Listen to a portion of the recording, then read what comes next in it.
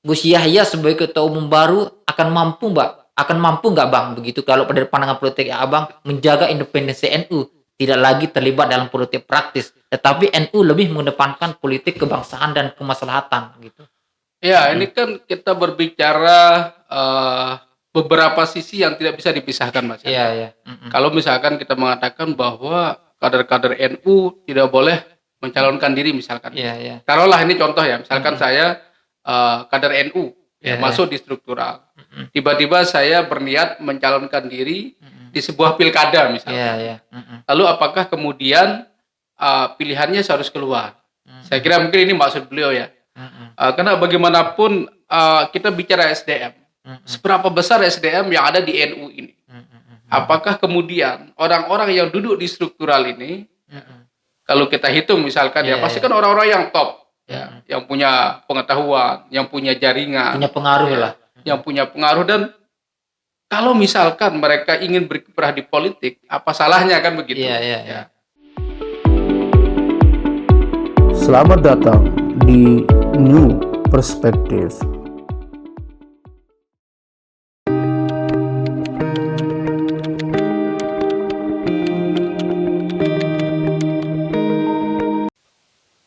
Kembali lagi di New Perspective.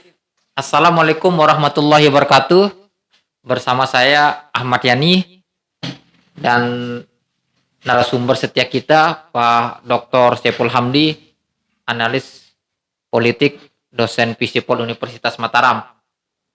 Kali ini saya dan Pak Dr. Saiful Hamdi akan membahas terkait dengan NU pasca Muktamar ke-34 yang menjadi poin pembahasan kita dengan Pak Dr. Saiful Hamdi, seperti apa arah politik NU ke depan ini di tangan Gus Yahya sebagai Ketua Umum PBNU yang baru. Pak Dokter, menarik ini ketika kita melihat persaingan antara dua kiai langitan NU pada Muktamar kemarin yang pada klimaknya Kiai Yahya Holil Takut gitu terpilih sebagai Ketua Umum PBNU, dan kita tahu sendiri bahwa narasi diskursus yang dibangun selama ini oleh Pak Gus Yahya gitu adalah beliau ingin menjaga independensi NU tidak lagi terseret-seret kepada politik praktis gitu. Nah, apakah dengan terpilihnya Pak Kiai Yahya Holil Takut ini, menurut pandangan Pak Doktor, berarti secara garis besar bahwa pengurus NU di seluruh Indonesia itu lebih menghendaki adanya keberbaharuan dan NU supaya tidak lagi menjadi alat kepentingan politik praktis bagi kader maupun pengurus NU yang mengejar kursi jabatan, apakah itu di pilkada maupun di pilpres. Seperti apa pandangan Pak Dokter begitu Pak? Ya, Mas Yani, terima kasih banyak. Kita mendiskusikan kembali NU pasca Muktamar ke-34 di Lampung ya kemarin dan menghasilkan Kiai Yahya Stakuf ya, atau yang kita kenal dengan Gus Yahya sebagai Ketua Umum Dewan Pembinaan yang baru di Nahdlatul Ulama. Dan tentunya apa yang beliau tawarkan ingin melakukan perubahan pendekatan ya terhadap khususnya di dalam konteks politik praktis. Karena selama ini memang situasi sosial politik yang kemudian membawa dan menyeret NU ke dalamnya, terutama teman-teman di jajaran struktural kepengurusan Kiai Said kemarin mengeluarkan statement bahwa kalau misalkan tokoh-tokoh yang ada di struktural tidak didukung ataupun tidak dicalonkan, maka beliau tidak bertanggung jawab. Saya kira ini statement yang sangat besar dan memang kalau kita baca sangat berpotensi menimbulkan konflik identitas ya di masyarakat kita. Karena kalau sudah misalkan satu gerbong ormas yang katakanlah tidak punya legitimasi dalam undang-undang mendorong seorang calon begitu, ini kemudian bisa berbias Mas Yani. Lalu bagaimana kemudian nasib teman-teman Muhammadiyah, teman-teman dari ormas yang lain ketika melihat fenomena ini, tentu pasti akan terjadi gesekan. Nah, oleh karena itu memang sudah benar mengembalikan NU kepada hitahnya, biarkan kader-kader NU berkiprah dimanapun, ya di partai politik, mau menjadi calon presiden, tetapi mereka harus diberikan pilihan. Jangan sampai kemudian menunggangi secara frontal, secara zahiriah begitu, bahwa NU ini menjadi kendaraan politik. Saya kira ini apa yang saya tangkap dari pesan dari ketum yang baru. Ya, seperti yang kita tahu kan dalam pidato Pak Gus Yahya pasca beliau terpilih di muktamar, beliau menyatakan bahwa ada kesan selama ini bahwa NU ini dijadikan oleh pengurus sebagai batu loncatan untuk mengejar jabatan-jabatan politik, apakah itu baik di pilkada maupun di pilpres. Nah, dan dia menghendaki bahwa kedepannya jika ada kader NU yang mau mencalonkan diri baik di pilkada maupun di pilpres, mereka tidak berada di struktur kepengurusan NU, sehingga dengan kondisi itu NU tidak lagi terseret-seret kepada kepentingan politik praktis. Nah, kalau dari pandangan Abang, apa kita tahu sendiri kan bahwa NU ini selama ini memang selama periodenya Pak Kiai Said Agil gitu, hampir 2 periode, ini kan kita lihat NU memang tidak pernah bisa dilepaskan dari kepentingan politik praktis. NU selalu mensupport kader-kadernya yang maju, apakah itu di pilkada, di pilpres, bahkan kan kita lihat sendiri bagaimana NU secara penuh mensupport Pak Kiai Ma'ruf maju bertarung sebagai calon presiden di Pilpres 2019. Nah, dengan kondisi NU yang sudah terbiasa terlibat dalam politik praktis ini, apakah Gus Yahya sebagai ketua umum baru akan mampu nggak Bang, begitu kalau dari pandangan politik Abang menjaga independensi NU, tidak lagi terlibat dalam politik praktis, tetapi NU lebih mengedepankan politik kebangsaan dan kemaslahatan gitu. Ya, ini kan kita berbicara beberapa sisi yang tidak bisa dipisahkan, Mas. Iya. Kalau misalkan kita mengatakan bahwa kader-kader NU tidak boleh mencalonkan diri, misalkan. Iya. Taruhlah ini contoh ya, misalkan saya kader NU masuk di struktural. Tiba-tiba saya berniat mencalonkan diri di sebuah pilkada misalkan. Iya. Lalu apakah kemudian pilihannya harus keluar? Saya kira mungkin ini maksud beliau ya. Karena bagaimanapun kita bicara SDM, seberapa besar SDM yang ada di NU ini?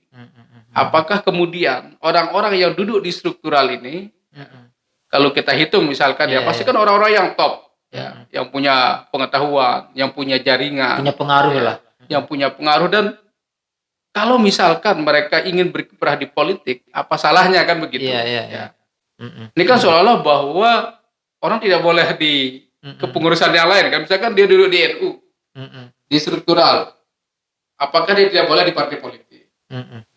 Jadi pertanyaan kita, ataukah dia tidak boleh hanya di ranah eksekutif?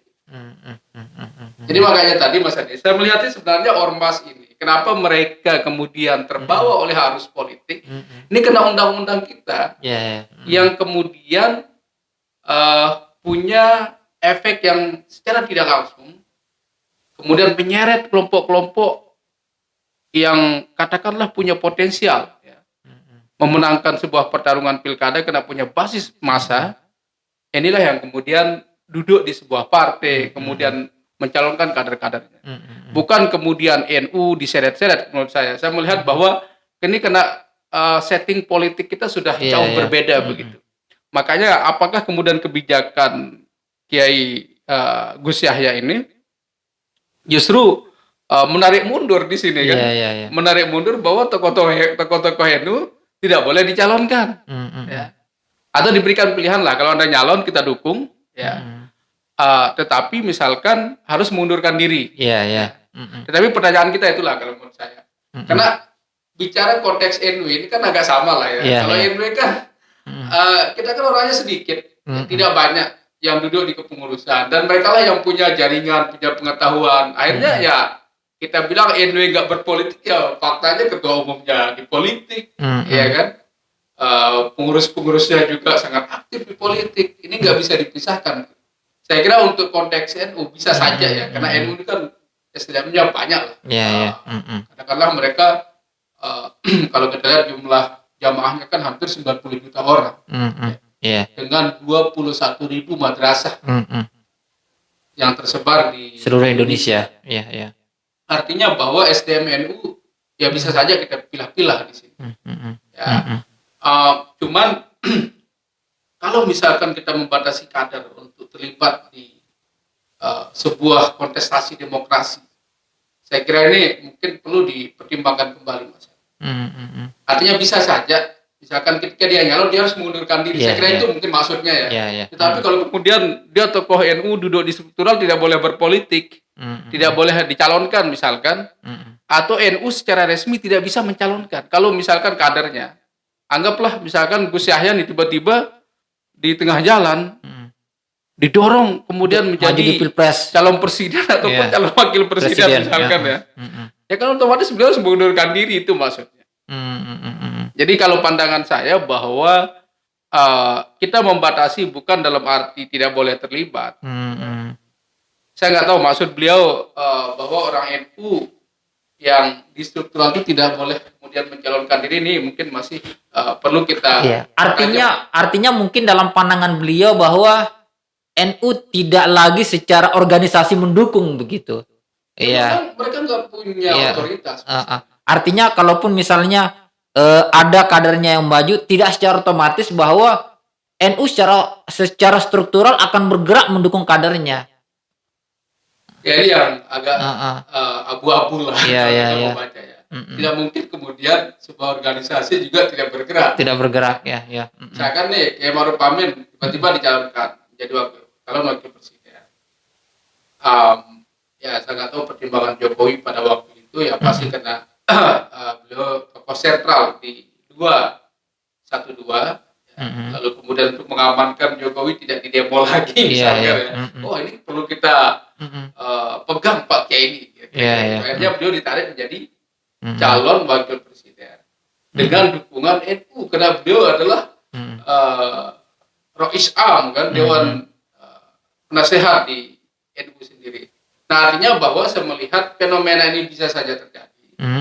Cuman memang mungkin perlu dikasih pilihan. Kalau memang Anda duduk di struktural pusat terutama ya, mungkin di pusat ya oke lah banyak tokoh-tokoh yang bisa dipilih, tapi di daerah ini kan sangat terbatas Mas Andi. Siapa yang kemudian menjadi pengurus, siapa jadi ketua. Seandainya misalkan ada instruksi dari pusat tidak boleh mereka terlibat di pemerintahan, tidak boleh terlibat di partai politik praktis. Ini kan menurut saya mungkin nanti NU justru kedodoran menurut saya. Cuman bukan berarti kemudian NU secara gamblang, secara terang-terangan mengatakan bahwa kita dukung ini calon kita dari NU. Ini kan yang keliru. Mungkin itu maksud beliau. Itu saya kira saya setuju bahwa NU tidak kemudian secara kelembagaan mendukung salah satu calon. Karena NU ini anggaplah kalau bahasanya kan pergerakan civil society. Artinya pergerakan masyarakat. Kan siapapun boleh di sana. Boleh soal meminta dukungan moral, it's okay. Ya misalkan NU mengatakan ya kita dukung lah, Anda kan mau nyalon, punya niat baik untuk memajukan bangsa, tetapi tidak kemudian memobilisir tadi. Seperti yang selama ini kita dengar begitu Bang, salah satu narasi memang yang dimunculkan oleh timnya Pak Gus Yahya kan, kalau kita ikuti pemberitaan di media massa maupun di YouTube segala macam, bahwa selama ini NU terkesan di masa kepemimpinannya Pak Kiai Said Syirat begitu terlalu asik terlibat politik praktis sehingga cenderung mengabaikan politik kebangsaan, politik kemaslahatan yang semestinya itu menjadi prioritas NU. Sehingga ini yang menjadi salah satu mungkin kalau kita lihat alasan dari Pak Kiai Gus Yahya pengen kembali menghidupkan pemikiran Gus Dur bahwa NU harus lebih mengedepankan politik kemaslahatan, politik kebangsaan NU harus hadir di tengah-tengah masyarakat, memberikan solusi terhadap persoalan masyarakat begitu.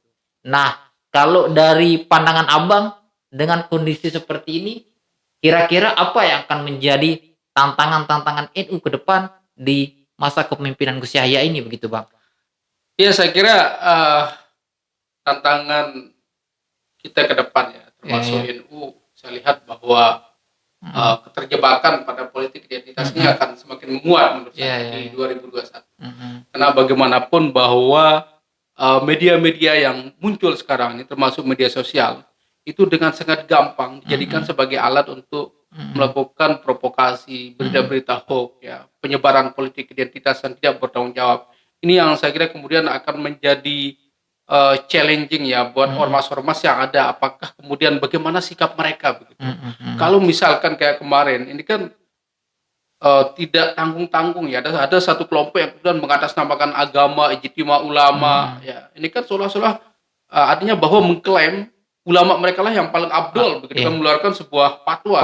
Lalu kemudian NU bergerak di sini. Saya kira untuk konteks tertentu apa yang dilakukan oleh Kiai Said ini saya kira menjadi kredit lah ya, buat NU, karena ini murah NU juga kalau saya lihat ya, bahwa orang terlalu jauh memainkan politik identitas dan ini kayaknya sepertinya akan terjadi di pilkada 2024 nanti, Mas Yani. Nah, lalu bagaimana kemudian NU sendiri posisinya di mana nanti? Memang kalau secara gamblang seperti yang saya katakan tadi, kita membawa NU secara kelembagaan ini kan sudah menyalahi ADART-nya, karena NU sendiri tidak terlibat di dalam politik praktis.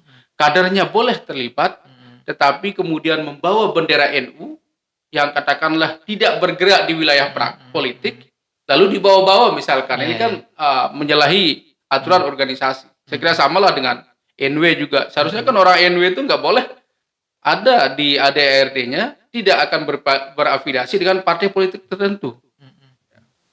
Kadernya boleh berpolitik, ya, tapi inilah susah sekali karena jumlah kita sedikit, sehingga memisahkan mana kemudian mengatasnamakan NW, mengatasnamakan NWDI, mengatasnamakan atau ormas-ormas kecil ya, ini sangat sulit menurut saya. Tapi kalau NU dengan SDM yang banyak, bisa saja kemudian mereka bisa memilah, wah ini tokoh kita yang mungkin kecenderungannya di politik, dia akan ke politik begitu. Nah, cuman Mas Yani, pikiran saya bahwa apa yang dilakukan oleh Gus Yahya ini sudah benar ya, membuat boundary, artinya membuat batas lah. NU itu dia harus geraknya kemana begitu, tidak kemudian semua ruang-ruang kekuasaan itu bisa dimasuki begitu. Kemudian tidak secara frontal juga kemudian membawa NU di depan. Ketika NU dibawa ke depan, pasti akan muncul resistensi juga dari kelompok-kelompok lain. Ini yang mungkin kekhawatiran beliau ya, kalau saya baca. Karena Gus Yahya ini, Mas Yani, sangat menarik biografi beliau. Saya coba baca-baca, beliau memang orang yang pantas lah untuk memimpin NU. Beliau punya jaringan yang luas ya, termasuk dengan negara-negara maju ya, di Amerika. Kemudian beliau juga pernah ke Israel ya, kalau kita baca biografi buku beliau. Jadi orang yang pernah ke Israel itu cuma 2 orang, Mas. Gus Dur sama Gus Yahya ini ya. Bukan kemudian dalam konteks mendukung Israel. Tetapi ketika blok Hamas misalkan ya, terjadi deadlock dalam komunikasi politik. Nah, ini kan butuh orang ketiga juga untuk masuk. Ya, termasuklah teman-teman kita dari aktivis ini. Saya kira beliau melalui organisasinya, kalau saya baca itu Baitur Rahmah yang beliau dirikan ya, Rumah Rahmah. The House of Peace lah. Ya, jadi ini yang kemudian menjadi kendaraan beliau, bisa membangun jaringan di PBB, kemudian di Gedung Putih juga, dan mereka sangat suka. Jadi NU bicara kemanusiaan. Nah, ini maksud beliau ya, bahwa NU tidak harus kemudian hanya mengurus politik praktis ya, dalam arti terjun secara langsung, tetapi banyak hal-hal persoalan pendidikan, kemanusiaan, ekonomi. Ini yang kemudian menjadi PR besar saya kira, Mas Yani, di masyarakat kita nanti. Dan bila perlu NU sekarang, karena memang mereka menjadi kelompok mayoritas, mereka yang harus leading ya, mempengaruhi kelompok-kelompok lain supaya bisa membangun kolaborasi yang lebih besar. Ya, jadi Indonesia ini damai, kemudian kita punya tujuan membangun bangsa dengan cara-cara yang arif ya. Karena selama ini kan konsep nahi amar ma'ruf nahi mungkar ini yang sangat terkenal kan. Muhammadiyah juga mendengungkan itu, FPI juga mendengungkan itu. Kenapa kemudian orang tidak menekankan amar ma'rufnya gitu? Kalau orang sudah amar ma'ruf, kita perintahkan yang benar. Otomatis kan nahi mungkar ini bisa mengikuti begitu. Tapi kalau orang fokus kepada nahi mungkarnya saja, bisa saja muncul kekerasan. Kalau misalkan dia, wah ini nahi mungkarnya aja, bawa pentungan, bawa memukul orang misalkan ketika dia melihat kemaksiatan begitu. Tapi kan tidak begitu kita di bernegara ini. Ya, kecuali memang teman-teman ditugaskan oleh negara menjadi polisi syariah ya bisa saja. Bang, ketika kita melihat ini kan, ketika kita melihat manuver sejumlah figur yang disebut-sebut berpeluang maju di Pilpres 2024 kan hampir semuanya bergerilya mendekati NU. Misalnya Erick Thohir. Bagaimana Erick Thohir dalam videonya yang diunggah gitu mengikuti pelatihan Banser, yang artinya kan dengan beliau masuk Banser secara otomatis beliau akan menjadi warga NU. Nah, begitu juga dengan Sandiaga Uno, Anies Baswedan, Ganjar dan tokoh-tokoh lain yang bisa kita bilang punya kanselah untuk maju di Pilpres. Nah, apakah dengan kondisi terpilihnya Pak Gus Yahya ini, dengan narasi yang beliau sampaikan, dengan program yang beliau tawarkan, akan membuat para kandidat ini akan mengerem diri begitu untuk semakin terus mendekati NU, atau seperti apa Abang melihatnya begitu? Ya, artinya tidak ada yang salah.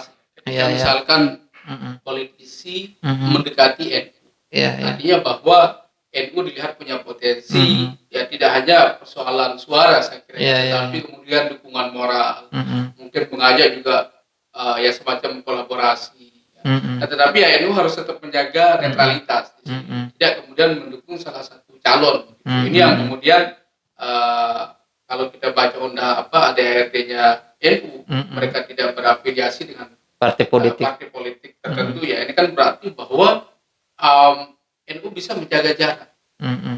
Kenapa kemudian almarhum Gus Dur mendirikan PKB supaya ada ruang untuk berpolitik, tidak kemudian membawa nama NU. Nah, ya tentu masa ini seksi lah. NU ini kan ormas besar. Saya tetap berharap NU tetap mempertahankan ya, peran mereka di pemerintah. Tidak harus kemudian mereka absen. Karena kalau misalkan ormas-ormas lain, kelompok-kelompok lain yang kalau menurut Kiai Said ya masih kurang beres secara ideologi, punya niat mendirikan khilafah Islamiyah versi mereka misalkan, kalau mereka punya panggung mengurus negara ini kan bentrok kita, karena yang muncul sektarianisme. Kalau kita udah bicara identitas keagamaan, ya, ormas Islam ini yang paling hebat, ini kan secara tidak langsung akan memancing konflik di masyarakat kita. Banyak yang akan melakukan perlawanan, saling tantang di video. Ya, coba lihat ceramah-ceramah kiai kita, kalau sudah bicara identitas, pasti akan direspon oleh orang begitu. Jadi misalkan dia bicara ini, menantang ini, nanti besoknya pasti ditantang. Kalau kiai hanya kerjanya saling tantang, ini berbahaya kan. Ini maksudnya bahwa NU bisa saja memainkan peran ya, sebagai supporting untuk moral politik, itu nggak ada masalah saya kira. Untuk politik moral lah. Artinya Anda Anda mau jadi calon pemimpin, ini loh yang Anda harus lakukan. Ini program-program yang bisa kita tawarkan. Saya kira posisi NU harus tetap seperti itu. Siap. Ya, pemirsa, demikian diskusi kita dengan Pak Dr. Saiful Hamdi terkait dengan arah politik NU di tangan Gus